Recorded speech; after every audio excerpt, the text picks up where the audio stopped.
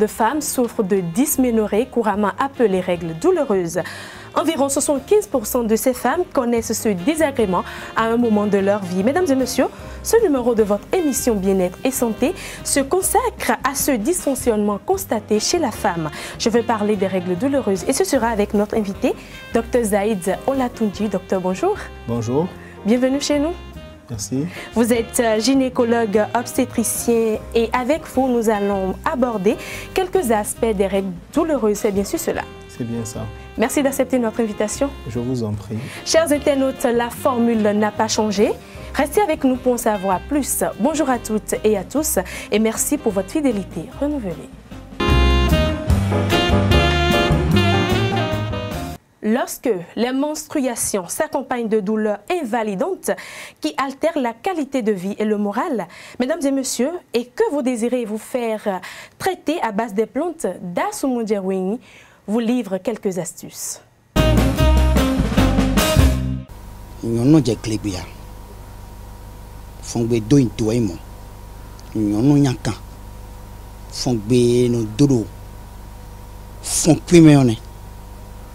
Et d'abord, nous mettons un tour de l'eau. Nous n'avons pas de mais il y a des choses qui sont très pauvres, mais pas mal de tour de l'eau. Mais il y a des choses nous avons des canaux. Nous tenons nous jet. Nous avons zombo. Nous avons canaux. Et nous sommes ouverts. Mais là, d'abord, grand mais il doit pas quand on me dit il y a pas un on de na jewene we nous on tewe mais dit toi mais non là il bleu nous gege mi so do be hunu ku me so bo mi do nous gege on we bo nous gege jodo we e a yan nu wa gbegbo nu bo no to jiwe yo we nu yan nu je wun ji yo me kula do gbe masindele bé masinle bon we nous yon nous je clébé nous content bé masinle we dans les bé masinle we dans pas mena be nous zombo nous bé de selon wando yon nous vie ounya boje karanya gbe yo a mana khle po mi mo pejire ku ne mi de mi no mo ne wa pejire ku ne din yon nous mo ounya le boja quand y a nous content et donc da pejile kuene yo bena e pa mena e du kwedian e ma du kwedine do gbe ho median gboto na bie ka tun do pejile kun e donc da bo sinto no so mo e pa mena bo nundo gbe o mana do ya no vi mo ndo pegbo nu kakabo na go sin fia mi so tuwa mi so tun me di sasa le kuene e mi no mo ne yo podo ayuma mi ton fofo wini po nde di me lo baka bon ti ayo ma do un e don da bon do sin ta pele me ente mi do alom e don do pede me bon yun pe kanyan gbe ran zan do pa me e on nu zan we yo adigban onwe mi lo o rego douloureuse que te dans de na wa ha me a zan so gbe yo e da mo nton pon wo sa. Les femmes sont les seules à souffrir de ce désagrément. Et puisque c'est le cas, quelques-unes d'entre elles témoignent. Les règles douloureuses pour moi, c'est une maladie. En quelque sorte, on ne peut pas dire que c'est une maladie. Parce que ça vient seulement périodiquement, souvent et chaque mois. Et c'est fréquent chez les femmes. Moi, quand j'ai les règles douloureuses, c'est pas la joie. On n'arrive pas du tout à faire des mouvements parce qu'on a des contractions au niveau du bas-ventre. On ne se sent pas du tout à l'aise. Parfois, ça donne le vertige. Tu es fatigué, tu n'as envie de rien faire. On ne se sent pas du tout bien. J'ai un comprimé que je prends d'habitude, mais parfois, ça ne marche pas. Et c'est à la fin des menstrues que je me retrouve. Même quand je prends les comprimés, ça ne marche pas. En fait, les règles douloureuses, c'est une maladie qui est fréquente chez les jeunes filles. Par exemple, moi, en fait, les règles douloureuses, en ce qui me concerne, quand je trouve mes menstrues, je n'arrive pas à me tenir debout. J'ai mal au bas-ventre. Des fois, j'ai mal au dos, au niveau des colonnes vertébrales. Je n'avais pas bien mangé. Je prends uniquement de l'eau. Ça donne aussi parfois les maux de tête. Bon, pour faire passer les douleurs, des fois, je prends des injections, soit des médicaments à la pharmacie. Les menstruations sont souvent douloureuses à la fin de l'adolescence et au cours des années plutôt qui précèdent la ménopause. Je suis sûre que vous êtes impatients d'en savoir davantage. Chers internautes, c'est à présent la rubrique invitée de cette émission. Docteur Zaïd Olatoundji, à nouveau bonjour. Bonjour. Je le disais tantôt avec vous, nous allons parler des règles douloureuses constatées très souvent chez les femmes. Alors, quand on parle des règles douloureuses, c'est presque connu de tous. Mais peut-on avoir une définition exacte de ce mal? Bon, je pense que la définition est presque simple. En fait, on va dire que c'est l'ensemble des manifestations douloureuses qui vont accompagner les règles. Mais bon, il faut savoir qu'en général, ces manifestations, c'est essentiellement des douleurs pelviennes au niveau du bas-ventre, chez la jeune fille ou chez la femme. Et ça peut s'accompagner d'un certain nombre d'autres signes, tels que souvent des céphalées, des maux de tête. Nous allons revenir sur les signes tout à l'heure. Voilà. Mais quand vous parlez de bas-ventre, est-ce que la douleur se constate seulement au niveau du bas-ventre? Parce que puisque certaines femmes disent, bon, je sens le mal dans mon ventre, est-ce qu'on ne le constate pas aussi au niveau du ventre? C'est essentiellement au niveau du bas-ventre, c'est-à-dire la partie la plus basse du ventre. Et vous avez décidé qu'on aborde les signes qui accompagnent. Sinon, ça peut s'accompagner de ce qu'on appelle des lombalgies, c'est-à-dire des signes au niveau des hanches, des douleurs aussi au niveau des hanches. Au niveau des hanches, oui. Initialement, la douleur est au bas-ventre, mais elle peut irradier, c'est-à-dire qu'elle peut épouser les territoires avoisinants, monter carrément vers le ventre, vers les trompes ou deux fois un peu, chez certaines, vers les cuisses. Alors, c'est un mal constaté très souvent chez la femme et vous le savez autant que moi que la femme est un peu sensible. Peut-on prévenir ce mal, docteur? Oui et non. Ah bon? Oui, pourquoi? Sinon, et comment? Oui, parce qu'en fait, il faut distinguer deux types de règles douloureuses, selon les causes. Le premier type, c'est ce qu'on appelle, on dit règles douloureuses ou dysménorrhées. C'est ce qu'on appelle des dysménorrhées essentielles. Essentiel, c'est un gros mot qu'on utilise en médecine quand on ne sait pas, quand on n'a pas de cause. Et l'autre cas de figure, ce sont des dysménorrhées qui sont dites organiques, c'est-à-dire qui sont la conséquence d'une maladie. Elles sont secondaires à une maladie initiale, en fait. Donc, dans le cas où ces règles douloureuses sont liées à une maladie initiale, en guérissant la maladie initiale, on élimine les règles douloureuses. Mais dans la majorité des cas où elles sont primaires, c'est-à-dire où elles existent d'elles-mêmes, parce que pour le moment on n'a pas de cause, malheureusement on ne va pas pouvoir les prévenir. Et dans quel cas l'on peut vraiment arriver à prévenir, comme vous l'avez dit tout à l'heure, un tant soit peu, puisque vous n'êtes pas sans savoir, je le dis toujours, que la femme est sensible. Et quand ce mal attaque une femme, c'est parti pour au moins 5 jours.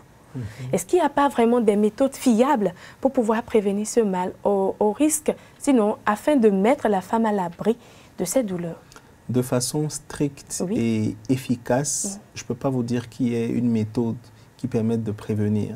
Ce qu'on fait, c'est quand il s'agit des dysménorrhées essentielles, c'est-à-dire qui existent d'elles-mêmes, en général, ça va être des antidouleurs, des médicaments contre la douleur. Et en général, au bout d'un certain nombre de cycles, la jeune fille ou la femme a toujours tendance à avoir sa boîte de médicaments dans le sac à l'approche des règles, en fait. J'espère qu'elle n'est pas contagieuse ou héréditaire. Non, c'est pas du tout contagieux parce que, bon, on va sûrement y en venir après. Les causes ne sont pas tout à fait claires. C'est plutôt des théories, en fait, qu'on a aujourd'hui. Voilà qui est bien dit. Alors, docteur, parlez-nous des symptômes de ce mal. Les symptômes de ce mal, c'est primo, l'écoulement de sang menstruel que la femme a tous les mois à la fin de son cycle. Et cet écoulement va s'accompagner de douleurs, essentiellement des douleurs au niveau du bas-ventre, ce qu'on appelle des douleurs pelviennes. Ceci peut s'accompagner de certains autres signes, tels que des maux de tête, des céphalées, des signes au niveau digestif, des nausées, des vomissements, certaines de la diarrhée, des douleurs au niveau des hanches. En général, ça tourne autour de ça. Ça ne change pas par un moment l'humeur de la femme? Ça change aussi l'humeur de la femme, bien sûr, de la nervosité, des sautes d'humeur.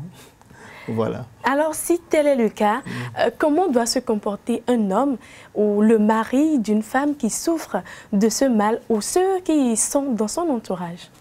Bon, je pense que si on est au courant que soit votre épouse ou votre fille a tendance à avoir des règles douloureuses, ça peut permettre d'être un peu plus compréhensif devant certaines sautes d'humeur. Dans ce cas, le mari peut préparer, hein? Bon, il peut se préparer au moins lui psychologiquement à affronter l'orage qui arrive. Non, mais je me dis, le mari peut aller à la cuisine pour préparer pour sa femme pendant cette période-là. Oui, je pense que de toute façon, règle douloureuse ou pas, le mari doit pouvoir aider sa femme. Bon, après, c'est relatif à chacun. Ok. En dehors de ça, que doivent faire ceux qui sont dans l'entourage de cette dernière? Bon, je pense que il faut aussi classer. C'est-à-dire qu'il y a des règles qui vont être presque peu douloureuses pour certaines femmes. Pour d'autres, ça va être des douleurs modérées. Et pour certaines, ça va être des douleurs vraiment invalidantes. Elles ne pourront pas travailler, elles ne pourront pas aller à l'école. Ça va être cause d'absentéisme, en fait. Donc, dans le cas extrême, en général, je pense que la famille est le plus souvent même très inquiète. La famille est très inquiète. Et comme c'est un phénomène cyclique, je pense que le plus souvent, la famille a tendance à être compréhensive. Parce qu'on sait qu'elle, quand elle a ses règles, elle est carrément malade. Bon, je disais tout à l'heure qu'on n'a pas de cause réelle, mais on a des théories. Il y en a à peu près 3. La première est dite la théorie spasmodique, en fait, c'est-à-dire que l'utérus est l'organe en fait, qui contient un bébé pendant la grossesse. Et à l'intérieur de cet utérus, il y a une couche. Sa couche la plus interne est une couche qui réagit aux hormones. C'est ce qu'on appelle l'endomètre. Et c'est cette couche qui s'épaissit pendant le cycle et qui va être évacuée en fin de cycle sous forme de règles. Et cette évacuation se fait par l'orifice du col qu'on appelle un peu, au niveau du col, c'est une de ses sorties. La sortie inférieure du col qui donne vers le vagin. Et cette théorie spasmodique dit en fait que chez certaines femmes, il y a un retard d'ouverture de l'orifice parce que normalement, en fin de cycle, l'orifice s'ouvre un peu pour pouvoir laisser passer l'écoulement des règles. Cette théorie dit en fait que cet orifice, il y a un retard en fait à l'ouverture de cet orifice et en fait c'est l'accumulation de menstruation à l'intérieur de l'utérus qui entraîne des contractions réflexes de l'utérus pour pouvoir permettre cet écoulement-là. Donc c'est ça qui serait responsable. J'espère que ce n'est pas semblable à l'accouchement. Hein? Des règles douloureuses. Ce n'est pas semblable à l'accouchement en termes d'intensité, mais ça dépend. Chez certaines, vous pouvez avoir l'impression que c'est tout aussi difficile à supporter que des contractions d'accouchement. Et le plus souvent, quand il s'agit de règles dans le cadre d'une affection qu'on appelle particulièrement l'endométriose. Voilà, docteur Zaïd, existe-t-il des complications face à ce désagrément? Avant de répondre, je vais juste passer en revue les 2 autres théories. Oui. C'est la théorie ischémique, en fait, parce que pour pouvoir évacuer les règles, l'utérus doit se contracter un peu. Donc, il y a un apport de sang qui doit être fait. Les vaisseaux sanguins amènent du sang en quantité importante à l'utérus. Et quand il n'y en a pas suffisamment, certains pensent que c'est à l'origine, en fait, de ces règles. Dans l'autre cas, la 3e théorie, on pense que ce sont soit des lésions infectieuses ou même certains troubles en fait, de la stabilité des organes génitaux internes qui sont responsables de ça à un âge un peu plus avancé. Voilà, alors si je reviens à ma question, je vous demandais tantôt, est-ce qu'on peut observer des complications face aux règles douloureuses? Des complications pas vitales. Les règles douloureuses ne vont pas tuer, ce n'est pas pour les banaliser, mais en fait je pense que les complications, elles peuvent être psychiques aussi, parce que quand elles sont extrêmement douloureuses, d'abord c'est cause d'un absentéisme, la personne ne peut absolument rien faire, elle ne peut pas aller à l'école, elle ne peut pas aller travailler. Et elles vont finir par vivre chaque mois dans le stress de l'approche des nouvelles règles. Et là, psychologiquement, ça laisse des cicatrices et des femmes qui ne sont pas forcément bien dans leur tête parce qu'elles ont peur. Dès que le moment, elles se disent, oui, le moment encore est arrivé, je vais rester clouée, je vais souffrir pendant quelques jours. Alors, quand faut-il consulter un médecin? Je pense qu'à partir du moment où on se rend compte qu'on a des règles douloureuses, dès les premières règles, il faut déjà consulter un médecin. Ça va nous permettre de dédramatiser la situation, surtout quand c'est chez la jeune adolescente, de lui expliquer, d'en profiter pour un peu parler d'éducation sexuelle et tout ça. Et évidemment, dans le cas où les règles sont extrêmement douloureuses, on n'aura pas besoin je pense que la patiente elle-même a tendance à courir à l'hôpital, en fait. Et je suis sûre que quand elles font recours au gynécologue notamment, elles arrivent à trouver satisfaction. À 100%, hein? Pas forcément à 100%. Je ne pense pas qu'elle trouvera satisfaction à 100%. Mais elle pourra, en tout cas, vraiment, la situation pourra réellement s'améliorer. Mais il y a une précision aussi qu'il faut amener. Dans le cas, j'ai fait distinguer 2 types de dysménorrhée. Celles qui viennent d'elles-mêmes et celles qui sont causées par une maladie première. En fait, dans le cas où elles viennent d'elles-mêmes, sachez qu'après le premier accouchement, elles disparaissent. Après le premier accouchement, elles disparaissent. Ce qui n'est pas le cas des dysménorrhées qui sont causées par une maladie première. Vous voulez dire que quand c'est causé par une maladie, c'est presque à vie? C'est pas que c'est à vie, tant qu'on n'aura pas réglé le problème de la maladie. Tant qu'on n'aura pas réglé le problème de la maladie qui est la cause des règles douloureuses. Des règles douloureuses. Alors les règles douloureuses vont persister. Alors, docteur Zaïd, existe-t-il une différence entre les règles douloureuses et les troubles de menstruation? En fait, il y a une différence. Grosso modo, quand on parle de troubles de menstruation, c'est un peu plus large. Pour donner des exemples simples, une femme qui a des règles trop importantes, qui a un volume de règles trop important, qui va par exemple changer 5-6 couches entre 8h et midi parce qu'elle saigne abondamment, ça va être un trouble des règles. Une femme qui habituellement les voyait pendant 4-5 jours, qui maintenant les voit pendant 2 semaines, ça va être un trouble des menstruations. Ce qui est un peu différent des règles qui sont dites douloureuses, c'est-à-dire c'est simplement le caractère algique, douloureux qui accompagne ces règles-là.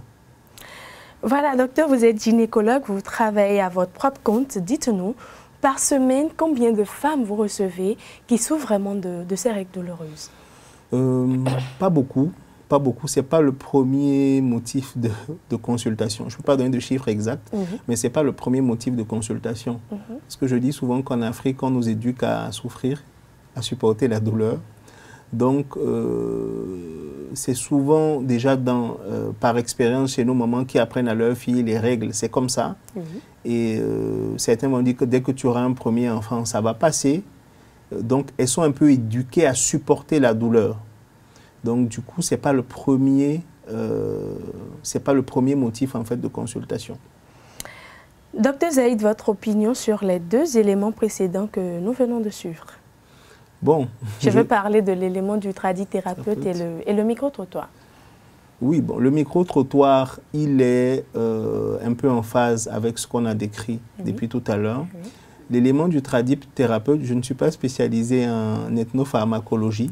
Ce qui est sûr, c'est que dans la nature, même les médicaments chimiques qu'on utilise en chimiothérapie sont extraits en fait de principes actifs qui se retrouvent dans les plantes.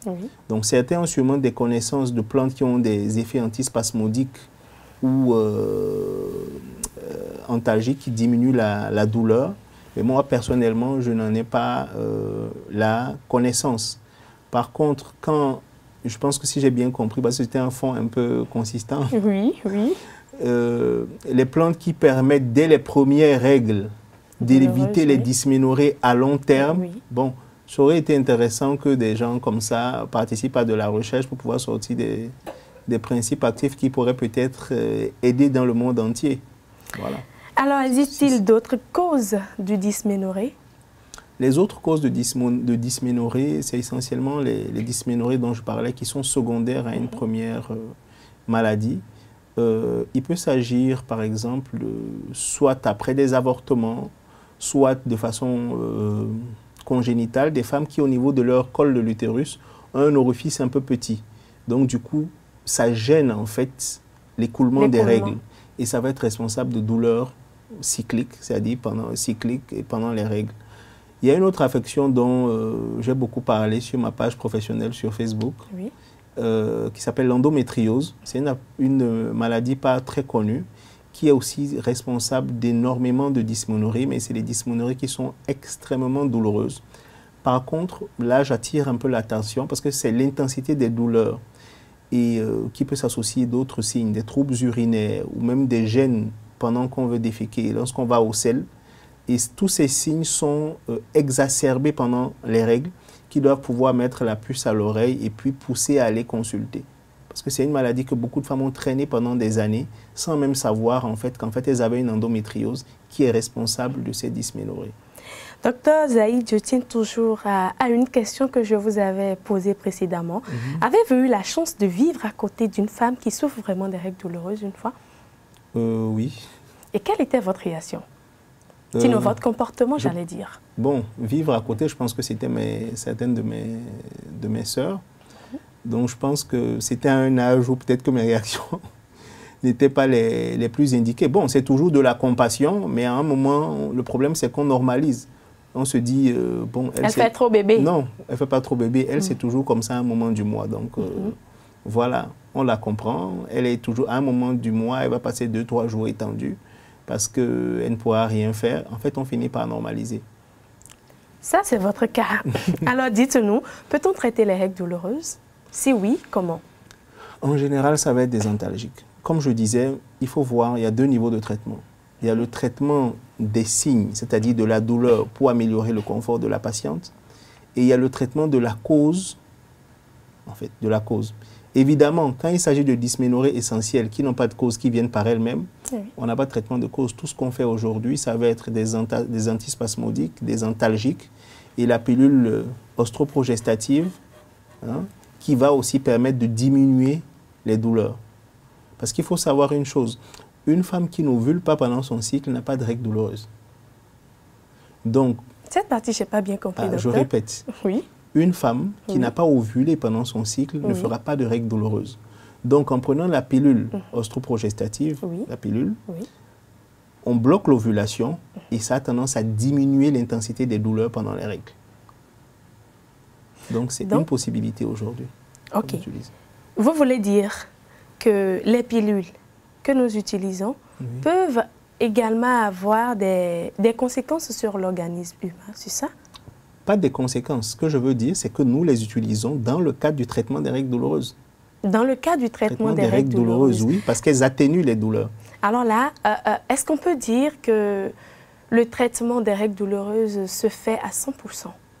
Non, il ne se fait pas à 100%. C'est pour ça que j'ai utilisé le terme atténué. Voilà. Si vous preniez 10 femmes, elles vont vous dire j'ai une diminution de l'intensité de la douleur, mais la diminution varie d'une femme à une autre parce qu'il y a une composante psychologique aussi de la douleur. Il y a certaines femmes qui, pour une petite intensité, vont réagir comme si elles avaient mal jusqu'à 9 sur 10 et d'autres qui, à 9 sur 10, ne réagiront pas et vous diront moi je supporte, ça ne me gêne pas beaucoup. Docteur Zaïd, quelles sont les causes du retard de cycle chez la femme?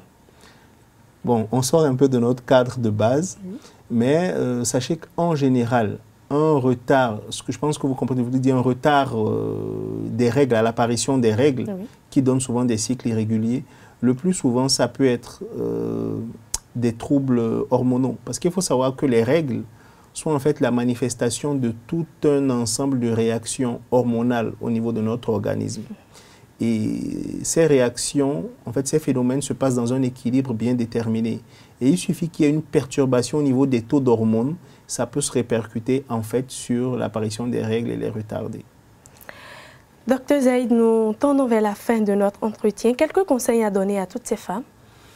Le conseil que je pourrais donner, c'est de consulter. Si vous avez des règles douloureuses, même si elles sont moyennement douloureuses, essayez de consulter. Il se pourrait que ce soit des règles douloureuses qui sont secondaires à une première pathologie.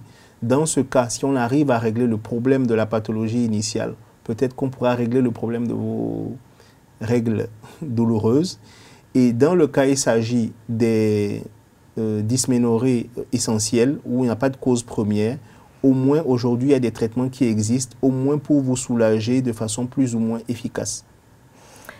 Docteur Zaïd Olatunji, je vous remercie. Merci. Chers internautes, nous vous présentons toutes nos excuses pour la non-présentation de la rubrique Astuces aux fruits. Et je suis sûre que vous avez eu un grand intérêt à suivre ce numéro de votre émission Bien-être et Santé. Merci pour votre attention. Et je vous souhaite de passer une très bonne semaine. D'ici là, portez-vous bien. Au revoir.